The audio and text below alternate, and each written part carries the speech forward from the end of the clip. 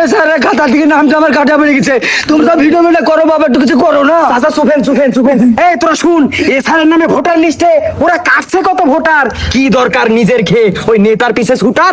এসব গল্প এখানে দিয়ে কাজ হবে না, জায়গা মতো দিতে হবে। এই তো দেখ, দেখি মনে হচ্ছে মায়ের পেটের ভাই বোন বসে আছে।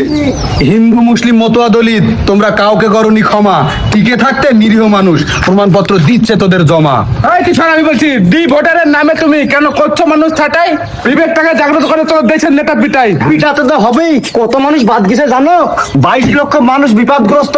বাদ পড়ছে নাকি 91 লক্ষ মানুষ। মারতে দেশের নেতা যারা ভীষণ ভাবে দক্ষ। দক্ষ হবে না, দক্ষতার সঙ্গে তো দেশটাকে শেষ করছে।